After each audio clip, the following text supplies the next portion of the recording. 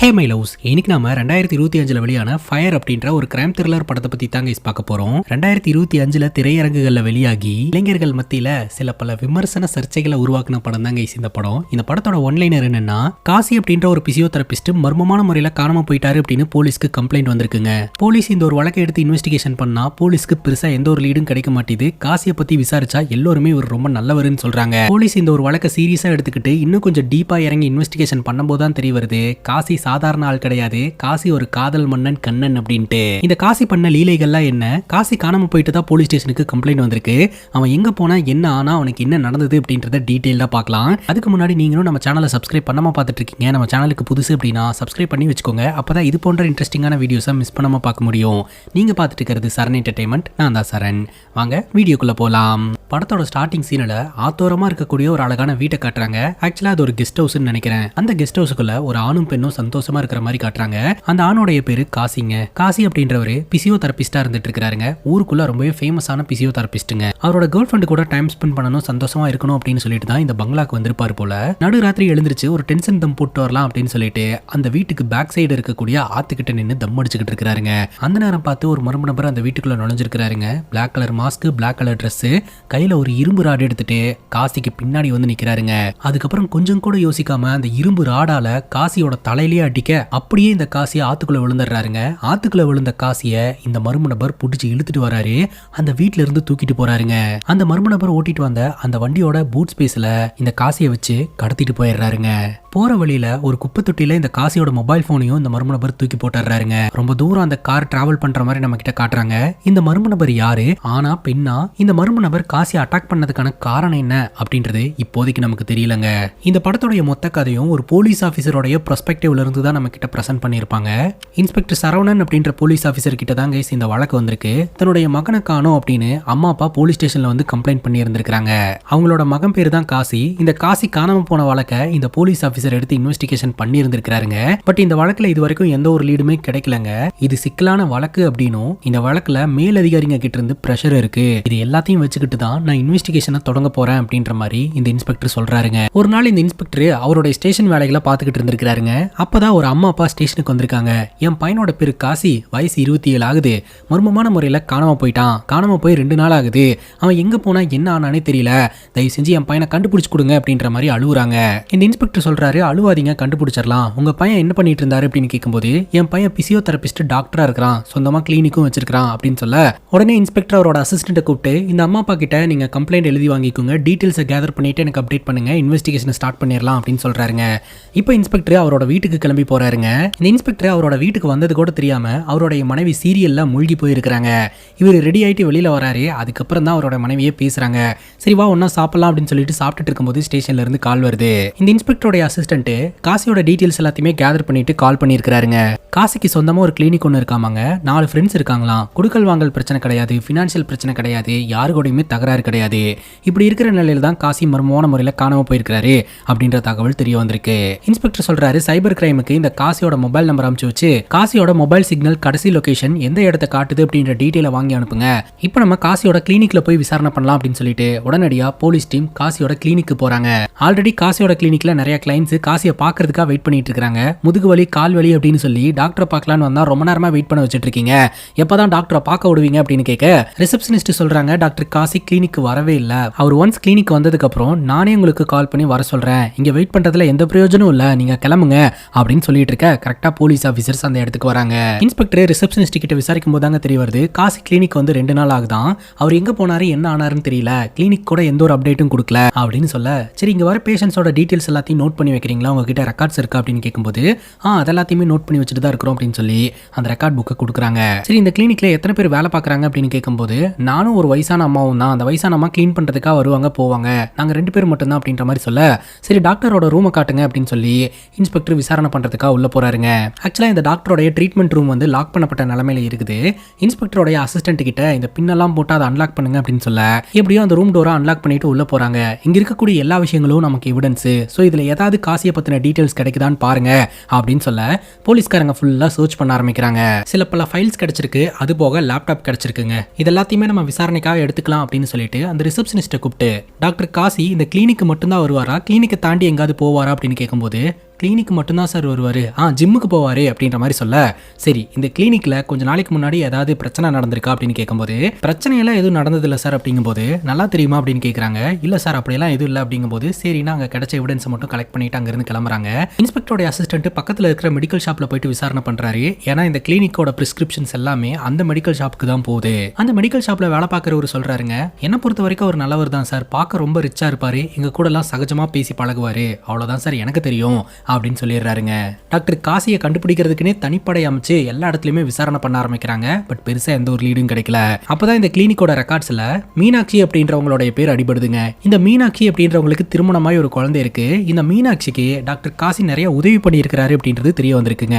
மீனாட்சியை தேடி போனா அவங்க வீடு லாக்ல இருக்கு, அவங்க ராமேஸ்வரம் போயிருக்காங்கன்ற தகவல் தெரிய வருது. அங்க பிரேயர் பண்ணிக்கிட்டு இருக்கும் போதே உங்ககிட்ட விசாரிக்கணும், இங்க கூட வாங்க அப்படின்ற மாதிரி மீனாட்சியை கூட்டிட்டு வந்துடுறாங்க. மீனாட்சியை போலீஸ் சந்தேகப்பட்டு பேச ஆரம்பிக்கிறாங்க. மீனாட்சிக்கு திருமணமாய் ஒரு குழந்தை இருக்குங்க. மீனாட்சியோட கணவர் வந்து பயங்கரமான குடிகாரர், பொறுப்பில்லாத ஒரு ஆளு. பொழப்புக்காக மீனாட்சி ஒரு மாவு கடை வச்சு ரன் பண்ணிட்டு இருக்காங்க. பட் அந்த மாவு கடையிலுமே பெருசா உங்களுக்கு ப்ராஃபிட் கிடையாதுங்க. இப்பேற்பட்ட சூழ்நிலையில தான் உங்களுக்கு காசி கூட பழக்கம் ஏற்பட்டிருக்கு. அது என்ன மாதிரியான பழக்கம், எல்லா உண்மையுமே சொல்லிருங்க அப்படின்ற மாதிரி கேட்க மீனாட்சி சொல்ல ஆரம்பிக்கிறாங்க.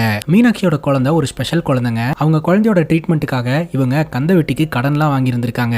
மீனாட்சியோட கணவர் பொறுப்பில்லாம குடிச்சிட்டு எந்த கவலையுமே இல்லாம சுத்திக்கிட்டு இருந்திருக்காரு. மாவு கடையில பெருசா வருமானம் இல்ல, வாங்கின கடனை திருப்பி கொடுக்க முடியல அப்படின்னு சொல்லி ரொம்பவே மோசமான ஒரு வாழ்க்கையை தான் இவங்க வாழ்ந்துகிட்டு இருந்திருக்காங்க.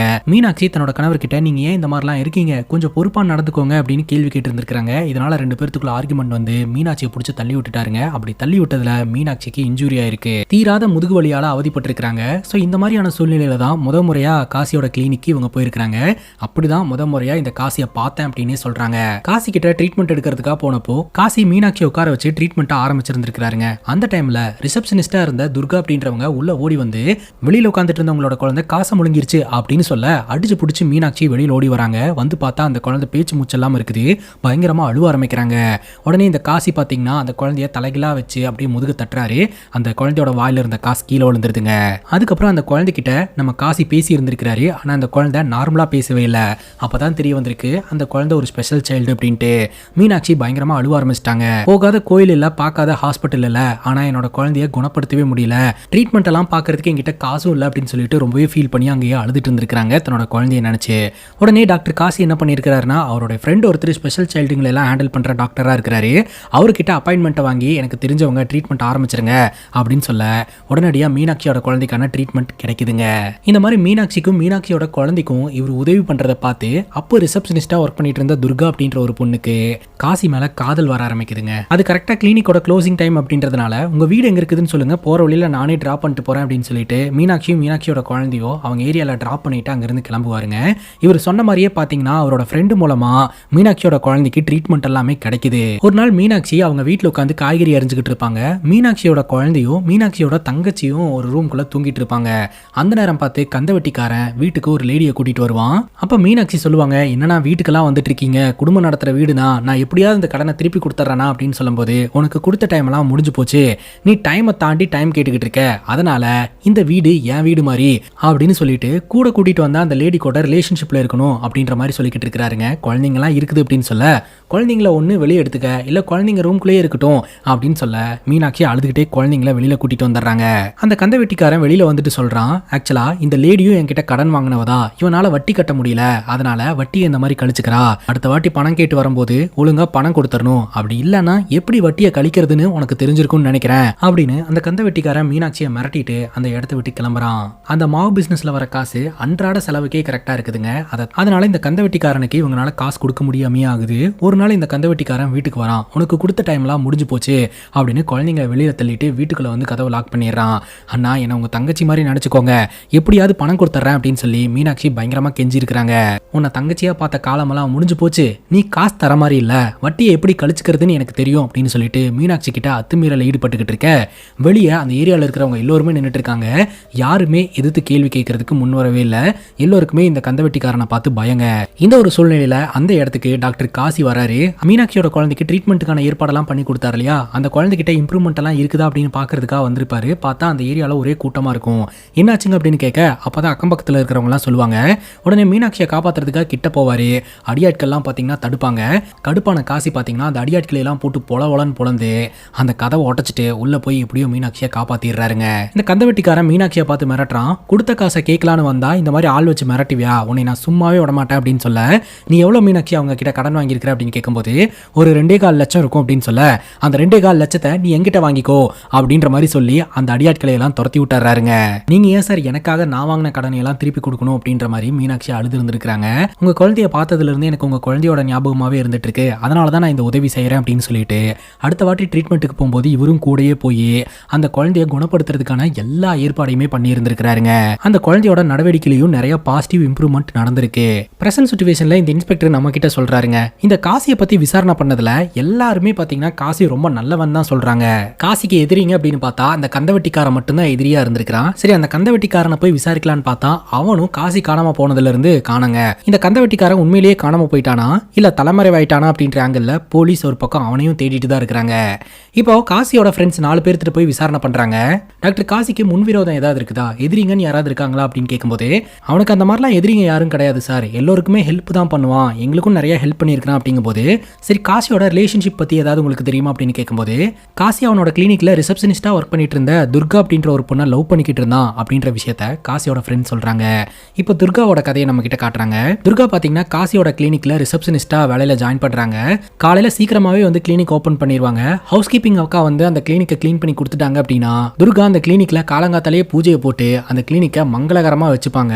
நம்ம காசி உள்ள வரும்போதே பாத்தீங்கன்னா ஒரு மாதிரி டிவைன் ஃபீல அந்த கிளினிக் கொடுக்கும். இது உண்மையிலேயே என் கிளினிக் தானா அப்படின்ற மாதிரி எனக்கே டவுட்டா இருக்கு அப்படின்ற மாதிரி காசி சொல்லுவாருங்க. அது மட்டும் இல்லாம இந்த ஆம்பியன்ஸ் எல்லாம் எனக்கு ரொம்ப பிடிச்சிருக்கு, இனிமேல் இந்த மாதிரியே மெயின்டைன் பண்ணுங்க அப்படின்ற மாதிரியும் சொல்லிட்டாருங்க. அதுக்கப்புறம் இவங்க ரிசப்ஷனிஸ்டா இருந்து கிளைண்ட்ஸ் கிட்ட எல்லாம் நல்லபடியா பேசி டாக்டர் பாக்குறதுக்கு அனுப்பி வைக்க நாளுக்கு நாள் இந்த கிளினிக்ல கிளைண்ட்ஸோட எண்ணிக்கையும் அதிகமாக ஆரம்பிக்குது, வருமானமும் சேர ஆரம்பிக்குது. லஞ்ச் டைம்ல டாக்டர் காசியும் ரிசப்ஷனிஸ்ட் துர்காவும் ஒன்னாதான் உட்காந்து சாப்பிடுவாங்க. 2 பேரும் ஃபுட் எல்லாம் ஷேர் பண்ணிப்பாங்க. கிளினிக்கோட க்ளோசிங் டைம்ல பாத்தீங்கன்னா இன்னைக்கு வருமானம் அப்படின்னு பாத்தீங்கன்னா 17,000 ரூபாய் கேஷா இருக்குது, 30,000 ரூபாய் ஜிபேல வந்திருக்கு அப்படின்னு கொண்டு போய் காசை கொடுத்தா அந்த காசை அவர் எண்ணி கூட பார்க்க மாட்டாருங்க. சார் செக் பண்ணி பாத்துக்கோங்க அப்படின்னு துர்கா சொல்ல, எனக்கு ஓமல நம்பிக்கை இருக்கு அப்படின்ற மாதிரி சொல்லிடுவாருங்க. துர்கா க்ளோசிங் முடிச்சுட்டு பஸ் ஸ்டாப்ல போய் நின்றுட்டு இருப்பாங்க. ரொம்ப நேரமா பஸ் வராது, மழை வேற பெஞ்சிருக்கும், டிராஃபிக்கா வேற இருக்கும். அந்த டைம் பார்த்து காசி கார்ல வருவாருங்க. துர்காவா போற வழியில உன்னை டிராப் பண்ணிடுறேன் அப்படின்னு சொல்லும் போது, இல்ல சார் ஒன்னும் பிரச்சனை இல்லை நான் வரல அப்படிங்கும் போது, அட நான் தானப்பா வா அப்படின்ற மாதிரி கூப்பிட சரின்னு கேட்டுட்டு துர்கா வந்து ஏறிப்பாங்க. 2 பேரும் ஒன்னா சேர்ந்து அங்க இருந்து கிளம்புவாங்க. கம்ஃபர்டபுளா இரு அப்படின்ற மாதிரி சொல்லிட்டு, எனக்கு ரொம்ப பசியா இருக்கு சாப்பிட்டுட்டு போலாமா அப்படின்னு சொல்லிட்டு பக்கத்துல இருக்கிற ஹோட்டலுக்கு இவங்க 2 பேரும் போவாங்க. என்ன சாப்பிட்ற அப்படின்னு கேட்கும்போது வீட்டுல தோசை இருக்கு அப்படின்ற மாதிரி சொல்லுவாங்க. தோசம் தயிர் சாதம் இங்க இந்த மாதிரிலாம் பேசக்கூடாது, நீ சரிப்பட்டு வர மாட்டா நானே ஆர்டர் பண்றேன் அப்படின்னு சொல்லிட்டு இவர் ஏகபோகமா ஃபுட்டா ஆர்டர் பண்ணிடுவாருங்க. துர்கா முறையா இந்த மாதிரி பெரிய ஹோட்டலுக்கு வந்திருக்காங்க, நிறைய ஃபுட்டை பாக்குறாங்க, கஷ்டப்பட்டு தான் சாப்பிட்றாங்க, கம்ஃபர்டபுளா சாப்பிடு அப்படின்ற மாதிரி சொல்லி சாப்பிட வைக்கிறாருங்க. அதுக்கப்புறம் நிறைய ஃபுட்டு மிச்சமா இருக்குது. வீட்டுல தாத்தா இருக்கிறாரு, நான் இந்த ஃபுட்டை எடுத்துக்கோ அப்படின்னு கேட்கும்போது தாத்தாக்கு தனியா நான் ஆர்டர் பண்றேன் அப்படிங்கும்போது, இல்ல சார் இதுவே ஏகபோகமா மிச்சமா இருக்குது, நான் எடுத்துட்டு போறேன் அப்படின்ற மாதிரி சொல்ல சரின்னு சொல்லி அதெல்லாம் பேக் பண்ணி துர்கா எடுத்துப்பாங்க. அதுக்கப்புறம் நாட்கள் நகர ஆரம்பிக்குதுங்க. துர்காவுடைய பர்த்டே வருது. அப்ப துர்காவுடைய பர்த்டேக்கு பாத்தீங்கன்னா நான் உனக்கு ஒரு கிஃப்ட் வாங்கிட்டு வந்திருக்கேன் அப்படின்னு காசி கிஃப்ட்டை பிரசன்ட் பண்றாரு. அதை பார்த்து துர்கா ரொம்ப சந்தோஷமும் பண்றாங்க. அதே சமயம் இதெல்லாம் எதுக்கு சார் எனக்கு வாங்கி தரீங்க அப்படின்ற மாதிரி துர்கா கேட்கறாங்க. நான் ஒரு பொருளை வாங்குறதுக்கு முன்னாடி அந்த பொருளுக்கு அவங்க தகுதியானவங்களான்னு நான் பார்ப்பேன், நீ ரொம்ப தகுதியானவ, அதனாலதான் உனக்கு இதை வாங்கிட்டு வந்தேன் அப்படின்ற மாதிரி சொல்றாருங்க. இந்த துர்காவும் காசியும் லவ் பண்ணாங்க அப்படின்ற இந்த லவ் ஸ்டோரி பாத்தீங்கன்னா காசியோட ஃப்ரெண்ட்ஸ் மூலமா தான் போலீஸ்க்கு தெரிய வந்திருக்கு. சரி இந்த துர்காவை தேடி போலாம் அப்படின்னு போலீஸ்காரங்க போனா துர்கா பத்தின எந்த ஒரு தகவலுமே தெரியலங்க. இப்ப காசியோட அம்மா அப்பா கிட்ட விசாரணை பண்ணலாம் அப்படின்னு சொல்லிட்டு வீட்டுக்கு போறாங்க. காசியோட அப்பா சொல்றாரு, காசிக்கு கல்யாணம் பண்றதுக்காக பொண்ணெல்லாம் பாக்குறேன்னு சொன்னாங்களாம், ஆனா எனக்கு கல்யாணத்துல இன்ட்ரெஸ்டே இல்லை அப்படின்னு சொல்லி காசி சொல்லிட்டாராம். சரி காசி யாராவது லவ் பண்ணானா அப்படின்னு கேட்கும்போது, லவ் எல்லாம் பண்ணல, லவ் எல்லாம் பண்ணியிருந்தா கண்டிப்பா என்கிட்ட சொல்லியிருப்பான் அப்படின்னு காசியோட அம்மா சொல்றாங்க. இந்த இன்ஸ்பெக்டர் யோசனை பண்றாரு, காசியோட ஃப்ரெண்ட்ஸ் என்னடானா காசியோட கிளினிக்ல ரிசப்ஷனிஸ்டா வேலை பார்த்த துர்கான்ற பொண்ணை லவ் பண்ணதா சொல்றாங்க, ஆனா இவங்க லவ் மேட்டரை பத்தி எதுவுமே தெரியாதுன்னு சொல்றாங்க. ஒருவேளை அந்த ஃப்ரெண்ட்ஸுக்கும் இவங்களுக்கும் ஏதாவது பிரச்சனை இருக்குமோ அப்படின்னு சொல்லிட்டு காசிக்கும் காசியோட ஃப்ரெண்ட்ஸுக்கும் ஏதாவது பிரச்சனை அப்படின்னு கேட்கும்போது அந்த மாதிரிலாம் எதுவுமே இல்லை அப்படின்ற மாதிரி சொல்லிடுறாங்க. சரி காசியோட ரூமை பார்க்கலாமா அப்படின்னு கேட்க தாராளமா போய் பாருங்க அப்படின்னு காசியோட அம்மா அப்பா சொல்றாங்க. அந்த நேரம் பார்த்து மினிஸ்டர் கிட்ட இருந்து கால் வருதுங்க. ஆக்சுவலா இந்த இன்ஸ்பெக்டர் போன் எடுக்கவே இல்லை அப்படின்னு சொல்லி இந்த இன்ஸ்பெக்டரோட அசிஸ்டன்ட்டுக்கு போன் பண்ணி கொடுக்க சொல்லி இருந்திருக்காரு. அமைச்சர் பேசுறேன், போன் பண்ணா நீ எடுக்க மாட்டியா அப்படின்னு கேட்கும்போது, இல்ல சார் ஒரு கேஸ் விஷயமா வந்திருக்கேன் அதனாலதான் அப்படின்ற மாதிரி சொல்ல, சரி டாக்டர் காசியோட மிஸ்ஸிங் கேஸை நீ தான் இன்வெஸ்டிகேஷன் பண்ணிட்டு இருக்கியா அப்படின்னு கேட்கும்போது, ஆமா சார் அப்படின்னு சொல்ல, டாக்டர் காசி மிஸ்ஸிங் கேஸோட இன்வெஸ்டிகேஷன்ல எந்த ஒரு தகவலை நீங்க புதுசா கண்டுபிடிச்சாலும் அந்த அப்டேட்டை முதல்ல எனக்கு அனுப்புங்க அப்படின்னு சொல்ல, சரி சார் அப்படியே பண்றேன் அப்படின்ற மாதிரி இன்ஸ்பெக்டர் சொல்றாரு. முதல்ல ஃபோன் பண்ணா போனை எடு அப்படின்னு திட்டிட்டு போனை கட் பண்றாருங்க. மேற்கொண்டு காசியோட ரூமை இன்வெஸ்டிகேஷன் பண்றதுக்காக போன நம்ம இன்ஸ்பெக்டரோட அசிஸ்டன்ட்டுக்கு பயங்கர அதிர்ச்சிங்க. ஹார்ட் டிஸ்க்கு, 3 மொபைல் போனு, ஒரு 10 சிம் கார்டு, ஒரு 4 மெமரி கார்டு அப்படின்னு சொல்லி ஏகப்பட்ட விஷயங்கள் இந்த காசியோட ரூம்குள்ள இருந்திருக்கு. ஒரு பிசியோதெரபிஸ்ட் டாக்டர் இவ்வளோ மெமரி கார்ட்ஸை யூஸ் பண்ணுறதுக்கான காரணம் என்ன அப்படின்னு சொல்லி எல்லாத்தையுமே ரெக்கவர் பண்ணுங்க. அது மட்டும் இல்லாமல் டாக்டர் காசியோட சோஷியல் மீடியா ஹேண்டலிங் எல்லாத்தையுமே செக் பண்ணுங்க அப்படின்னு சொல்லிட்டு கிளம்பும் போது காசியோட பேரண்ட்ஸ் சொல்றாங்க, காசி அப்பப்போ ஒரு அட்வொகேட்டை போய் பார்ப்பான், அவர் அரசியல்லையும் இருக்கிறாரு அப்படின்னு சொல்ல அவர் யாருன்னு பார்த்துட்டு இந்த இன்ஸ்பெக்டர் விசாரணை பண்றதுக்காக போறாருங்க. இப்போ அந்த அட்வொகேட் என்ன சொல்றாரு அப்படின்னா, ஒரு 6 வருஷமா பார்த்தீங்கன்னா அவருக்கு தீராத முதுகுவலி இருந்துதான். அப்பதான் காசியை மீட் பண்ணாராம். காசி மூலமா அந்த முதுகுவலி எல்லாம் குறைஞ்சிருச்சு. ஸோ அப்படிதான் வந்து எனக்கும் அவனுக்கும் பழக்கம். அடிக்கடி ட்ரீட்மெண்ட் கொடுக்கறதுக்காக வருவான். அதன் மூலமா எனக்கு ஒரு தம்பி மாதிரியே ஆயிட்டான். அவன் காணாம போயிட்டான் அப்படின்ற தகவலை கேட்கும்போது எனக்கு ரொம்ப கஷ்டமா இருக்குது. சீக்கிரமா அவனை கண்டுபிடிச்சு கொடுங்க சார் அப்படின்னு அந்த அட்வொகேட் சொல்றாரு. சரி அதெல்லாம் இருக்கட்டும், இந்த அமைச்சர் மூர்த்திக்கும் காசிக்கு ஏதாவது தொடர்பு இருக்கா அப்படின்னு கேட்கும்போது, அமைச்சர் மூர்த்திக்கும் காசிக்குமா? அப்படியெல்லாம் ஒன்றும் இல்லையே சார், ஏன் சார் என்னாச்சு அப்படின்னு கேட்கும்போது, இல்லை ஜஸ்ட் என்கொயரி தான் அப்படின்ற மாதிரி சொல்லிட்டு இன்ஸ்பெக்டர் அங்கிருந்து கிளம்பிடுறாருங்க. இப்போ சைபர் கிரைம்ல இருந்து இன்ஸ்பெக்டருக்கு கால் பண்றாங்க. காசியோட மொபைல் நெட்வொர்க் சிக்னல் வந்து கடைசியாக எந்த லொகேஷனை காட்டுது அப்படின்னு ட்ராக் பண்ண சொல்லியிருந்தாங்க இல்லையா, அவங்க ட்ராக் பண்ணி சொல்லியிருக்காங்க. உடனடியாக அந்த இடத்துக்கு போறாங்க. போய் பார்த்தா இந்த குப்பை கிடங்கா இருந்துகிட்டு இருக்குதுங்க. அந்த குப்பை கிடங்குல ஒரு இன்சார்ஜ் இருக்கிறாருங்க. அவரை கூப்பிட்டு 2 நாளா இங்க யாராவது வந்தாங்களா, தெரியாதவங்க யாராவது உள்ள வந்தாங்களா அப்படின்னு கேட்கும்போது, அந்த மாதிரிலாம் யாரும் வரவே இல்லை சார், அப்படி வந்தாலும் அங்கங்க சிசிடிவி கேமரா இருக்குது அப்படின்ற மாதிரி சொல்ல, சரி ஓகே அப்படின்னு சொல்லிட்டு டாக்ஸ் கூட வர சொல்லி ஏதாவது சஸ்பீசியஸா கிடைக்குதான்னு பார்க்கலாம் அப்படின்னு சொல்லிட்டு சர்ச் பண்ண ஆரம்பிக்கிறாங்க. அப்படி சர்ச் பண்ணி பார்க்கும்போது அந்த இடத்துல ஒரு மூட்டையில ரத்தம் இருக்குதுங்க. என்னவா இருக்குன்னு சொல்லிட்டு போலீஸ்காரங்க பயத்தோடையும் பதட்டத்தோடையும் அங்க போய் அந்த கவர் ஓபன் பண்ணி பார்த்தா ஃபுல்லா சிக்கன் வேஸ்டா இருக்குது. இவங்க பதட்டப்பட்ட மாதிரி பெருசா ஒண்ணுமே கிடைக்கலங்க. படத்தோட ஸ்டார்டிங் சீன்லயே நம்ம பார்த்தோம் இல்லையா, யாரோ ஒரு மர்ம நபர் இந்த காசியை அட்டாக் பண்ணதோட மட்டும் இல்லாம காசியோட மொபைலை ஒரு குப்பை தொட்டியில தூக்கி போட்ட மாதிரி, மேபி அந்த குப்பைங்களோட குப்பையா அந்த செல்போன் வந்து குப்பை கடங்குக்கு வந்திருக்கும். ஸோ சைபர் கிரைம் ட்ராக் பண்ணும்போது கடைசி லொகேஷன் இந்த குப்பை கடங்கா காமிச்சிருக்குதுங்க. அதுக்கப்புறம் இத்தனை குப்பைங்க கூட டம்ப் ஆகும்போது கண்டிப்பா அந்த மொபைல் டேமேஜ் ஆகி சுவிச் ஆஃப் ஆயிருந்திருக்கும். இவ்வளவு தூரம் இவ்வளவு நேரம் இந்த குப்பை கடங்க ஆய்வு செஞ்சும் போலீஸ்காரங்களுக்கு பெருசா எந்த ஒரு லீடுமே கிடைக்கலங்க இந்த காசியோட வழக்குல. அப்பதான் சைபர் கிரைம் வந்து இன்னொரு இன்ஃபர்மேஷனையும் ஷேர் பண்றாங்க. காசியோட மொபைல் போன் குப்பை கடங்குக்கு போறதுக்கு முன்னாடி ஒரு கெஸ்ட் ஹவுஸ்ல ரொம்ப நேரம் இருந்த மாதிரி காட்டுது அப்படின்னு சொல்ல, உடனடியா அந்த ஒரு கெஸ்ட் ஹவுஸுக்கு இன்வெஸ்டிகேஷன் பண்றதுக்காக இன்ஸ்பெக்டரோட டீம் போறாங்க. அந்த கெஸ்ட் ஹவுஸ்ல இப்ப யாருமே கிடையாது. வயசானவர் பாத்தீங்கன்னா அந்த கெஸ்ட் ஹவுஸை மெயின்டைன் பண்ணிட்டு இருக்காருங்க. அவர்கிட்ட போயிட்டு இந்த கெஸ்ட் ஹவுஸ் யாரோட இது அப்படின்னு கேட்கும்போது அருண் அப்படின்ற ஒரு நபரோட இது அப்படின்றது தெரிய வருது. அந்த அருண் அப்படின்ற ஒரு வேற யாரும் கிடையாதுங்க, டாக்டர் காசியோட பெஸ்ட் ஃப்ரெண்டுங்க. சரி இந்த கெஸ்ட் ஹவுஸோட ஓனர் எங்க அப்படின்னு கேட்கும்போது, ஓனர் வெளிநாட்டில் இருக்கிறாங்க, நான் இங்க இருந்து இந்த கெஸ்ட் ஹவுஸை பார்த்துக்கிட்டு இருக்கேன் அப்படின்னு சொல்ல, சரி காசி கடைசியா எப்போ வந்தாரு அப்படின்னு கேட்கும்போது ஒரு 5-6 நாள் இருக்கும் அப்படின்ற மாதிரி அந்த வயசானவர் சொல்றாருங்க. சரி காசி இந்த கெஸ்ட் ஹவுஸ்க்கு வரும்போது கூட யார் வந்தா அப்படின்னு கேட்கும்போது, தனியா தான் வந்தாரு அப்படின்னு சொல்ல, நல்லா யோசிச்சு சொல்லு, குடிச்சிருந்தியா அந்த டைம்ல அப்படின்னு கேட்கும்போது, இல்ல சார் எனக்கு நல்லாவே தெரியும் தனியா தான் வந்தாரு அப்படின்னு சொல்ல, சரி உள்ள போய் பார்க்கலாம் அப்படின்ட்டு இவங்க உள்ள போறாங்க. சரி இந்த காலனில இருக்கக்கூடிய சிசிடிவி கேமரா செக் பண்ணோம்னா கண்டிப்பா ஏதாவது டீடைல் கிடைக்கும் அப்படின்னு பார்த்தா எந்த வீட்லயுமே சிசிடிவி கேமரா இல்லைங்க. கவர்மெண்டோட சிசிடிவி கேமரா கூட மெயின் ரோட்ல தான் இருக்குது. இந்த ஏரியாக்குள்ள ஒரு கேமராவும் இல்ல. வீட்டுக்குள்ள போய் ஆய்வு பண்றாங்க. இந்த கெஸ்ட் ஹவுஸோட ஓனர் அருண் இருக்கிறார் இல்லையா, அவரு பாத்தீங்கன்னா காசி காணாம போன அன்னைக்கு வெளிநாட்டுல இருந்து சென்னைக்கு வந்துட்டு அதுக்கப்புறம் ரிட்டர்ன் போயிருக்கிறாரு. இந்த வயசானவர்கிட்ட அதை பத்தி விசாரிச்சா எனக்கு எதுவுமே தெரியாது அப்படின்னு சொல்லிடுறாருங்க. இப்ப காசி காணாம போன வழக்குல செகண்ட் சஸ்பெக்டா பாத்தீங்கன்னா அவருடைய பெஸ்ட் ஃப்ரெண்டான அருணை வைக்கிறாங்க. முதல் சஸ்பெக்ட் அந்த கந்தவெட்டிக்காரன், ரெண்டாவது சஸ்பெக்ட் இந்த அருண். இப்ப டிபார்ட்மெண்ட்டுக்கு 2 ஹேக்கர்ஸ் வர சொல்றாங்க. காணாம போன டாக்டர் காசியோட ஃபேஸ்புக், இன்ஸ்டாகிராம் ஹேண்டில்ஸ் எல்லாத்தையுமே ஓபன் பண்ணி எல்லாத்தையும் செக் பண்ண சொல்றாங்க. அது மட்டும் இல்லாம லேப்டாப் அன்லாக் பண்ணி உள்ள என்னென்ன ஃபைல்ஸ் எல்லாம் இருக்கு அப்படின்றதையும் செக் பண்ண சொல்றாங்க. எல்லாத்தையும் கம்ப்ளீட்டா ஆய்வு செஞ்சு ரிப்போர்ட்டை பாத்தீங்கன்னா இன்ஸ்பெக்டர் கிட்ட கொடுக்குறாங்க. இந்த லேப்டாப்ல ஃபுல்லா படம் தான் இருக்குது. காமெடி படம், த்ரில்லர் படம், ஃபீல் குட் படம், ஸ்பிரிச்சுவல் படம் அப்படின்னு சொல்லிட்டு ஃபோல்டரா நிறைய படம் தான் வச்சிருக்காரு தவிர பெருசா அதுல எந்த ஒரு டேட்டாமே இல்லைங்க. மேற்கொண்டு அந்த கிளினிக் ரெஜிஸ்டர் புக்கை எடுத்து இன்வெஸ்டிகேஷன் பண்ணதுல பிரியா அப்படின்ற ஒரு பொண்ணோடைய டீட்டெயில் தெரிய வருதுங்க. இந்த பிரியா அப்படின்ற பொண்ணோடைய ஹஸ்பண்ட் வந்து துபாயில இருக்கிறாங்க. இந்த பிரியான்ற பொண்ணு கூட கொஞ்சம் காசி நெருங்கி பழகி இருக்கிறாரு அப்படின்ற மாதிரி போலீஸ்க்கு சந்தேகம் வருதுங்க. இப்ப பிரியா விசாரணை பண்றதுக்காக வீட்டுக்கு போறாங்க. இந்த பிரியா சொல்றாங்க, உங்களுக்காக தான் நான் எதிர்பார்த்துட்டு இருந்தேன், இந்தாங்க என்னோட ஃபைலு அப்படின்ற மாதிரி எடுத்து கொடுக்குறாங்க. போலீஸ்க்கு ஒன்றும் புரியல. ஆக்சுவலா பிரியாவோட ஹஸ்பண்ட் துபாயில இருக்கிறதுனால இவங்க பாஸ்போர்ட் அப்ளை பண்ணி இருந்திருக்காங்க. பாஸ்போர்ட் வெரிஃபிகேஷனுக்காக தான் வந்திருக்காங்க போல அப்படின்னு சொல்லிட்டு தான் ஃபைல் எடுத்து கொடுத்துக்கிட்டு இருக்காங்க. உடனே இன்ஸ்பெக்டர் சொல்றாரு, நாங்க பாஸ்போர்ட் வெரிஃபிகேஷனுக்காக வரல, உங்க பாஸ்ட் லைஃபை பத்தி பேசலான்னு வந்திருக்கோம். உங்களோட பாஸ்ட் லைஃபை பொறுத்து தான் ஃபியூச்சர்ல நீங்க துபாய்க்கு போவீங்களா இல்லையா அப்படின்றதையே நாங்க முடிவு பண்ண போறோம் அப்படின்னு சொல்லிட்டு டாக்டர் காசியா உங்களுக்கு எப்படி தெரியும், எப்படி பழக்கம் அப்படின்ற மாதிரி கேட்க, அப்பதான் இந்த பிரியா அவங்களோட கதை கதையை சொல்ல ஆரம்பிக்கிறாங்க. பிரியா எப்போதும் போல ஜிம்முக்கு போயிருந்திருக்காங்க. பிரியாவுடைய டவலும் நம்ம டாக்டர் காசியோட டவலும் ஒரே கலர்ல இருந்ததுனால காசியோட டவலை எடுத்து அவங்க யூஸ் பண்ணிக்கிட்டாங்க.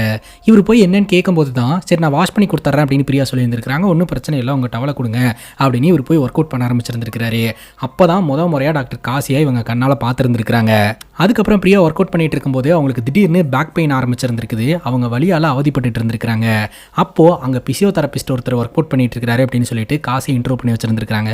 காசியும் டெம்பரரியா வந்து ரெடி பண்ணி விட்டுட்டு உங்களுக்கு ட்ரீட்மெண்ட் தேவைப்படுது, இதுதாங்க என்னோட கார்டு, நீங்க என்ன கிளினிக்ல வந்து பாருங்க அப்படின்ற மாதிரி சொல்லிட்டாருங்க. விசிட்டிங் கார்டோட இன்ஸ்டாகிராம் ப்ரொஃபைல போய் செக் பண்ணி பார்க்கும்போது தான் ஒரு நிறைய வீடியோஸ் எல்லாம் போட்டிருக்காரு அப்படின்றது தெரிய வந்திருக்குது. அதுக்கப்புறம் அந்த கிளினிக்கு நம்ம பிரியா போயிருந்திருக்காங்க. அதுக்கப்புறம் பிரியாவோட பர்சனல் டீடைல் எல்லாத்தையுமே பாத்தீங்கன்னா காசி கேட்டு தெரிஞ்சிருந்திருக்காரு. அதுக்கப்புறம் ட்ரீட்மெண்ட் ரூம்ல வச்சு மசாஜும் பண்ணிவிட்டு இருந்திருக்காரு. ரெகுலரா ட்ரீட்மெண்ட் எடுத்துட்டு இருந்திருக்காங்க. இவ்வளவுதான் எனக்கு காசியை பத்தி தெரியும், வேற எதுவுமே எனக்கு தெரியாது அப்படின்ற மாதிரி பிரியா சொல்லிடுறாங்க. இடையில பிரியாவோட கணவர் துபாயில இருந்து இந்தியா வந்துட்டு திரும்ப துபாய்க்கு கிளம்பி போயிருக்காரு. அவர் வந்ததுக்கான நோக்கம் என்ன அப்படின்னு கேள்வி கேட்கும்போது பிரியாவுக்கு ஒண்ணுமே தெரியலங்க. இப்ப போலீஸோட சஸ்பெக்ட் லிஸ்ட்ல 3ஆவதா இந்த பிரியாவோட ஹஸ்பண்டும் வைக்கிறாங்க. டாக்டர் காசி கூட பிரியா பழகிட்டு இருக்கிறது பிரியாவோட ஹஸ்பண்டுக்கு பிடிக்காம போயிருக்குமோ, அதனால ஏதாவது பண்றாரோ அப்படின்ற மாதிரியும் தோணுது. அந்த நேரம் பார்த்து ஸ்டேஷன்ல இருந்து கால் வருதுங்க. காசியை நான் தான் கொன்னேன் அப்படின்னு சொல்லி போலீஸ் ஸ்டேஷனுக்கு ஒரு நபர் வந்திருக்கிறதா சொல்றாங்க. உடனடியாக போலீஸ்காரங்க அடிச்சு பிடிச்ச ஸ்டேஷனுக்கு போறாங்க. அங்க போய் பார்த்தா காசியை கொன்னதா சொல்லி ஸ்டேஷனுக்கு வந்திருக்கிற நபர் வேற யாரும் கிடையாதுங்க.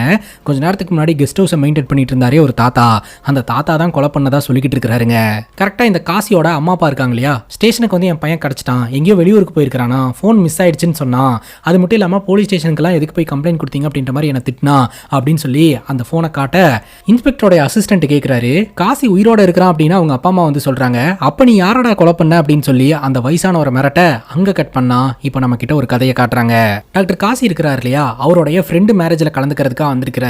ஃப்ரெண்டு மேரேஜ்ல ஆட்டம் பாட்டம்னு பயங்கரமா கொண்டாடிட்டு இருந்திருக்காரு. அதே மேரேஜ்ல பாத்தீங்கன்னா அனிதா அப்படின்ற ஒரு பொண்ணு வந்து கலந்துருக்காங்க. அவங்க பயங்கர சந்தோஷமா இருக்கிறாங்க. ஆனா நம்ம காசியோட ஃப்ரெண்டு வந்து சொல்றாங்க, ஆக்சுவலா அனிதா சந்தோஷமா இருக்கிற மாதிரி தான் இருக்கிறா, ஆனா அவளுக்கும் கஷ்டம் இருக்கு. கல்யாணமான 2வது நாள்லயே வந்து அனிதாவுடைய கணவர் வந்து ஆக்சிடென்ட் ஆகி இறந்து போயிட்டாரு, அவ விடோவா இருந்துகிட்டு இருக்கிறா பாவம் அப்படின்ற மாதிரி சொல்ல டாக்டர் காசிக்கு அனிதா மேல சாஃப்ட் கார்னர் வர ஆரம்பிக்குதுங்க. அந்த ஃபங்க்ஷன்ல அனிதா கூட நல்லா பழக ஆரம்பிக்கிறாரு. அதே சமயம் டாக்டர் காசி எல்லோருக்கிட்டையும் அந்த கார்டை கொடுக்குற மாதிரி இந்த அனிதா கிட்டையும் கார்டை கொடுத்து, நான் இந்த மாதிரி கிளினிக் வச்சிருக்கேன், உனக்கு ஏதாவது தேவைன்னா வரலாம் அப்படின்ற மாதிரி சொல்லி பேச்சு போட ஆரம்பிக்கிறாருங்க. அந்த கார்டை வாங்கிக்கிட்ட அனிதா பாத்தீங்கன்னா அந்த கார்டுல இருக்கக்கூடிய இன்ஸ்டாகிராம் ஐடியை பார்த்து ரீல்ஸ் எல்லாம் போய் பாக்குறாங்க. இவர் நிறைய வீடியோஸ் எல்லாம் போட்டிருக்காரு. அதுக்கப்புறம் இவங்க 2 பேரும் பேச ஆரம்பிக்கிறாங்க, பழக ஆரம்பிக்கிறாங்க. ஒரு நாள் காசிக்கு பர்த்டே அப்படின்னு சொல்லிட்டு காசியோட வீட்டுக்கு கேக் எல்லாம் எடுத்துட்டு வந்திருக்காங்க பர்த்டே செலிப்ரேட் பண்றதுக்காக. அப்ப காசி அப்படியே அழுவ ஆரம்பிக்கிறாரு. ஏன் என்னாச்சு, ஏன் அழுகிற அப்படின்னு கேட்கும்போது அப்ப நம்ம காதல் மன்னன் காசி சொல்றாப்ல, நான் துர்கா அப்படின்ற ஒரு பொண்ணை சின்சியரா காதலிச்சுக்கிட்டு இருந்தேன். நாங்க 2 பேரும் பைக்ல போயிட்டு இருக்கும்போது ஆக்சிடென்ட் ஆயிடுச்சு. அந்த ஆக்சிடென்ட்ல துர்கா இறந்தே போயிட்டா. எனக்கு ரொம்ப கஷ்டமா இருக்குது. அதுக்கப்புறம் எனக்கு எந்த பொண்ணு மேலேயுமே இன்ட்ரெஸ்ட் வந்ததில்ல. ஃபங்க்ஷன்ல உன்னை பார்த்த உடனே உன் மேல எனக்கு இன்ட்ரெஸ்ட் வந்துருச்சு அப்படின்னு அழுவுறாருங்க. உடனே அனிதா பாத்தீங்கன்னா என்னோட வாழ்க்கையிலும் இந்த மாதிரி தான் நடந்தது, என்னோட கணவர் ஆக்சிடென்ட் ஆகி இறந்து போயிட்டாரு, மேபி இந்த பிரபஞ்சம் நம்ம 2 பேர்த்த இணைக்கணும்னு பிளான் பண்ணிருக்கு போல, அதனாலதான் இதெல்லாம் நடக்குது. உன்னோட வாழ்க்கையில துர்கா உன்னை விட்டு போன மாதிரி நான் எப்போதும் உன்னை விட்டு போயிட மாட்டேன், உன் கூடயே இருப்பேன் அப்படின்ற மாதிரி நம்ம காசியை லவ் பண்றதா சொல்லிடுறாங்க. காசியோட செல்போன் ரெக்கார்ட்ஸ் எல்லாம் பார்த்ததுல தான் பாத்தீங்கன்னா அனிதா கூட காசி கம்யூனிகேஷன்ல இருந்திருக்கிறான் அப்படின்ற விஷயம் வந்து தெரிய வந்திருக்கு. அனிதாவை கண்டுபிடிச்சு விசாரிச்சதன் மூலமா தான் இத்தனை விஷயங்கள் வந்து போலீஸ்க்கு தெரிய வந்திருக்குதுங்க. இப்படி இந்த இன்வெஸ்டிகேஷன் நடந்துட்டு இருக்கும் போதே உயரதிகாரி கூப்பிட்டு, அதான் அந்த வயசானவர் வந்து உண்மை ஒத்துக்கிறாரு, அவர் தான் காசியை கொலை பண்ணாரு அப்படின்ட்டு, அதனால அவரை கூட்டிட்டு போய் கோர்ட்ல நிப்பாட்டி என்ன ஏதுன்னு பார்க்கலாம்ல அப்படின்ற மாதிரி சொல்ல, இல்ல சார் எனக்கு அந்த பெரியவர் மேலேயும் கொஞ்சம் டவுட் இருக்குது, இந்த சம்பவத்தை அந்த பெரியவர் மட்டும் தனியா பண்ணிருக்க முடியாது, இதுக்கு பின்னாடி நிறைய பேர்த்தோட இன்வால்மெண்ட் இருக்குது, இன்னும் கொஞ்சம் டீடைல்டா இன்வெஸ்டிகேஷன் பண்ற சார் அப்படின்ற மாதிரி இன்ஸ்பெக்டர் சொல்லிடுறாருங்க. ஆக்சுவலா இந்த காசியோட அம்மா அப்பா போலீஸ் ஸ்டேஷன்ல வந்து என் பையன் கால் பண்ணா அப்படின்னு சொன்னாங்க இல்லையா, அதெல்லாம் பொய்யாட்டு இருக்குதுங்க. இந்த வயசானவரை இன்ட்ரோகேஷன் ரூம்ல உட்கார வச்சு விசாரணை பண்ணும்போது தான் அவர் ஒரு கதையை சொல்றாருங்க.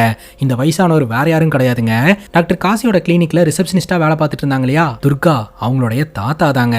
இந்த காசி கிட்ட பேசி பாத்தீங்கன்னா ரிசப்ஷனிஸ்ட் வேலையை வாங்கி கொடுத்துருந்துருக்காருங்க. துர்காவும் நல்லபடியா வேலைக்கு போயிட்டு வந்துட்டு இருந்திருக்காங்க. ஒரு நாள் இந்த தாத்தா அவரோட வேலையெல்லாம் முடிச்சுட்டு வீட்டுக்கு வரும்போது துர்கா சூசைட் அட்டன் பண்றதுக்கு ட்ரை பண்ணிட்டு இருந்திருக்காங்க. என் அம்மா இந்த மாதிரிலாம் பண்றா அப்படின்னு சொல்லிட்டு உட்கார வச்சு கேள்வி கேட்கும்போது தான் துர்கா அழுதுட்டே விஷயத்த சொல்லி இருந்திருக்காங்க. நான் ஏமாந்துட்ட தாத்தா, என்னை ஏமாத்திட்டாரு தாத்தா அப்படின்ற மாதிரி அழுது இருந்திருக்காங்க. என்னமா சொல்ற அப்படின்னு கேட்கும்போது அப்பதாங்க விஷயம் தெரிய வந்திருக்குது. ஒரு நாள் கிளினிக்ல வேலை பார்க்கும்போது இந்த துர்கா கீழே விழுந்துட்டாங்க. நானே ட்ரீட்மெண்ட் பாக்குறேன் அப்படின்னு சொல்லிட்டு இந்த டாக்டர் காசி பாத்தீங்கன்னா பேட் டச் தான் பண்ணி இருந்திருக்காரு. அதை துர்கா புரிஞ்சுட்டு வேண்டாம் வேண்டாம் அப்படின்ற மாதிரி நார்மலா சொல்லிட்டாங்க. அவரும் சரின்னு விட்டுட்டாருங்க. ஒரு நாள் பாத்தீங்கன்னா துர்காவை அவருடைய ரூமுக்கு வர சொல்லி, நான் நிறைய கிளைண்ட்ஸ் அட்டன் பண்ணி ரொம்ப டயர்ட் ஆயிட்டேன், ஸோ நான் வந்து இப்போ பேஷண்டா இருக்கேன், நீ எனக்கு டாக்டராரு, எனக்கு கொஞ்சம் தெரப்பி எல்லாம் பண்ணிவிடு அப்படின்ற மாதிரி சொல்லி இருந்திருக்கிறாருங்க. துர்காவும் சரி மசாஜ் பண்ணி விடலாம் அப்படின்னு சொல்லிட்டு மசாஜ் பண்ணி விட ஆரம்பிச்சிருந்திருக்காங்க.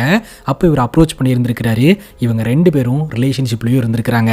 எப்படி இவங்க 2 பேருக்குள்ள லவ் ஆயிடுச்சு, அவர் தான் நம்ம கல்யாணம் பண்ணிக்க போறோம் அப்படின்ற மாதிரி துர்கா ரொம்பவே சந்தோஷமா இருந்திருக்காங்க. வழக்கம் போல கிளினிக் வந்திருக்காங்க. அப்பதான் இந்த துர்காக்கு ஒரு அதிர்ச்சியே காத்துக்கிட்டு இருந்திருக்குங்க. இந்த காசியோட மொபைல் போன்ல நிறைய வீடியோஸ் எல்லாம் வந்துட்டு இருக்கிறத பார்த்துருந்துருக்காங்க. என்னது அப்படின்னு சொல்லிட்டு மொபைல் போன் எடுத்து பார்க்கும்போது தான் தெரிய வந்திருக்கு. நிறைய பொண்ணுங்க வந்து என்னை விட்டுருங்க அப்படின்ற மாதிரிலாம் கெஞ்சி கேட்கிற ஆடியோஸ் வந்திருக்கு.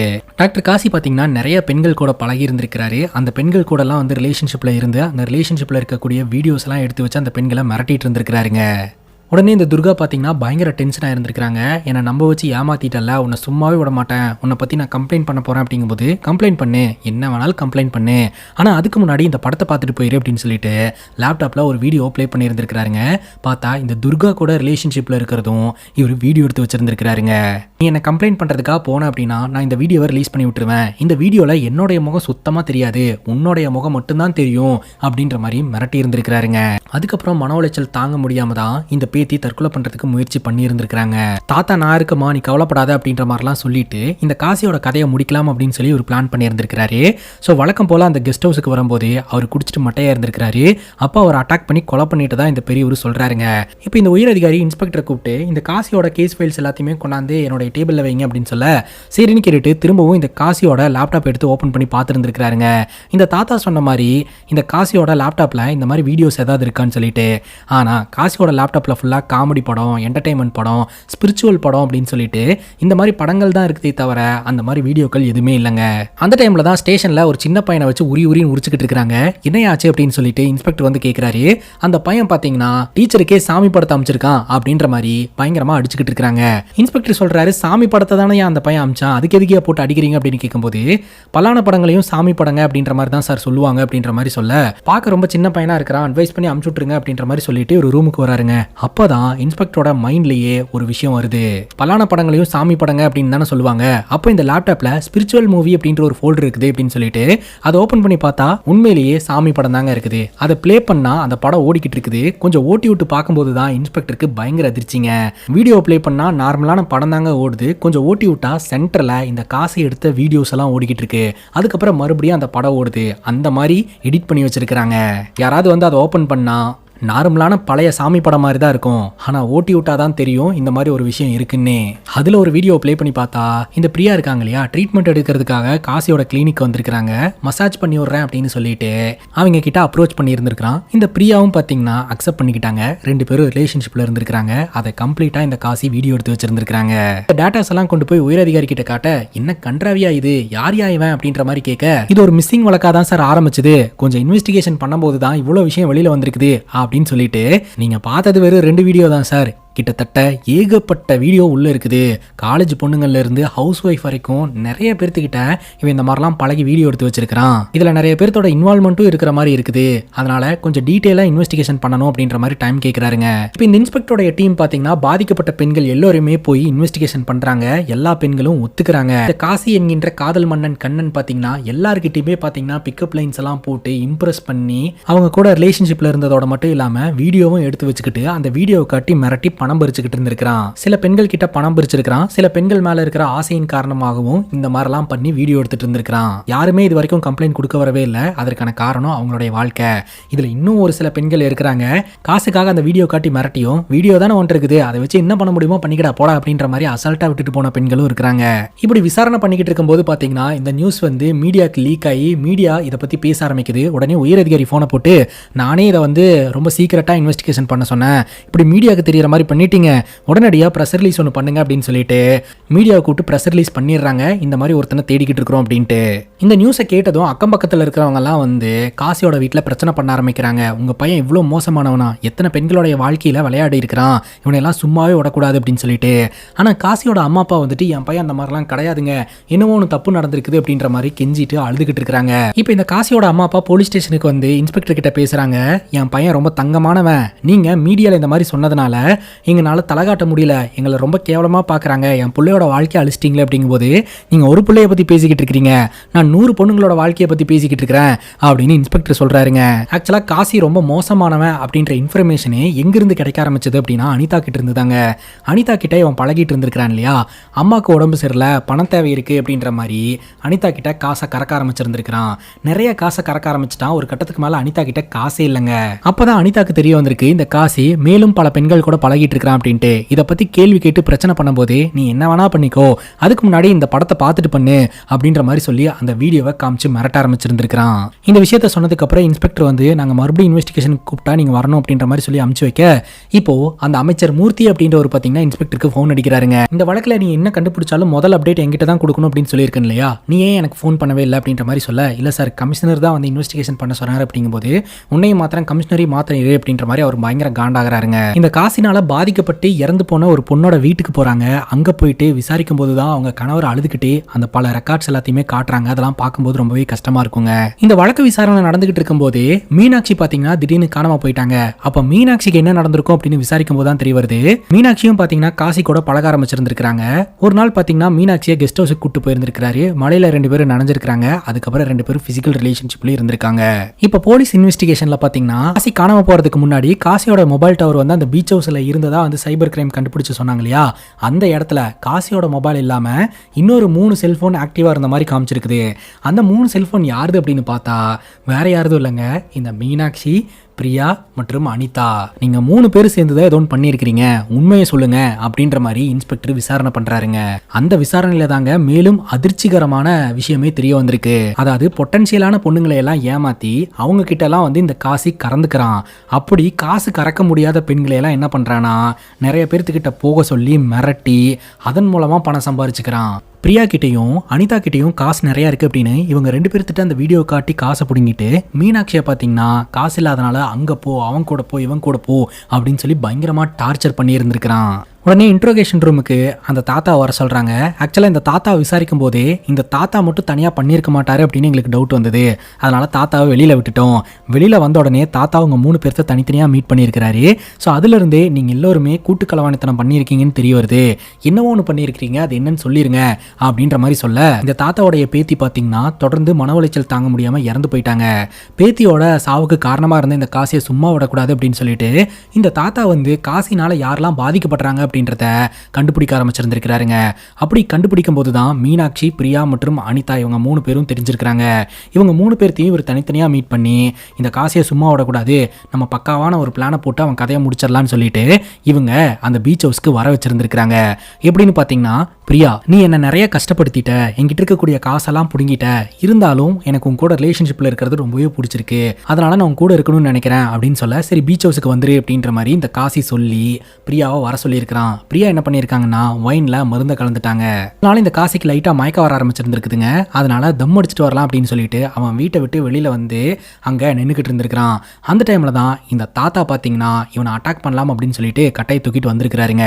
அந்த டைம் பார்த்து முகமூடி அணிஞ்சிட்டு உடம்பெல்லாம் மறைச்சிட்டு யாரோ ஒரு மர்ம நபர் அந்த இடத்துக்கு வந்து காசியை அட்டாக் பண்ணி அந்த இடத்துல இருந்து தூக்கிட்டு போனாங்க. அதை கண்கூடா பார்த்தோம், அது யாரு என்னன்னு எங்களுக்கு தெரியல அப்படின்ற மாதிரி தாத்தா சொல்றாரு. அது யாரு செஞ்சான்னு தெரியல, ஆனா செஞ்சவன் நல்லா இருக்கணும் அப்படின்ற மாதிரி இவங்க சொல்றாங்க. இந்த இன்ஸ்பெக்டர் பாத்தீங்கன்னா அடுத்த கட்டமா அமைச்சர் மூர்த்தியை மீட் பண்றதுக்காக போறாரு. இந்த மூர்த்தி பயங்கரமா வாய் பேசிக்கிட்டு இருக்கிறாரு. என்னையா எல்லா அப்டேட்டும் என்கிட்ட கொடுக்க சொன்னா இப்படிதான் பண்ணிட்டு இருப்பியா அப்படின்ற மாதிரி பயங்கரமா திட்டுறாரு.